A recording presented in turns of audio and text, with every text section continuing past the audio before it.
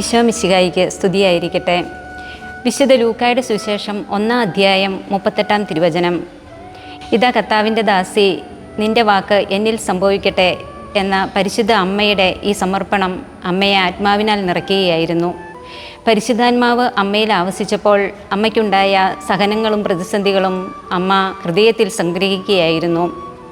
ഈശോയുടെ ജനനം മുതൽ ഹെറോദോസ് ഈശോയെ വധിക്കുവാനായിട്ട് പദ്ധതി ഒരുക്കുമ്പോഴും കുഞ്ഞുമായി ഈജിപ്തിലേക്ക് പലായനം ചെയ്തവളാണ് പരിശുദ്ധ അമ്മ.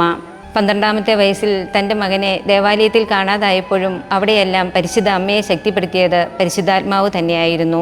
ഈശോയുടെ ജീവിതത്തിൽ ഉടനീളം ഉണ്ടായിക്കൊണ്ടിരുന്ന അപമാനങ്ങൾ, പീഡനങ്ങൾ അവയെല്ലാം അമ്മ അറിയുന്നുണ്ടായിരുന്നു.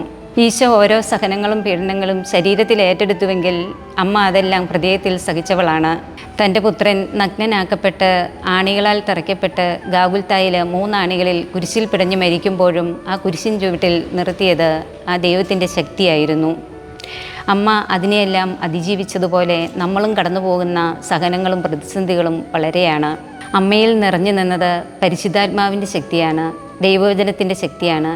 ആ പരിശുദ്ധാത്മാവ് നമ്മളിൽ നിറയുവാൻ, ദൈവവചനത്തിൻ്റെ ശക്തി നമ്മളിൽ ആവസിക്കുവാൻ നമുക്കും ആഗ്രഹിക്കാം. നല്ല ഓട്ടമോടി ആ ദൗത്യം പൂർത്തീകരിക്കുവാനായിട്ട് ശക്തി തരണമേ എന്ന് നമുക്കും പരിശുദ്ധ അമ്മയോട് പ്രാർത്ഥിക്കാം. ദൈവം എല്ലാവരെയും അനുഗ്രഹിക്കട്ടെ.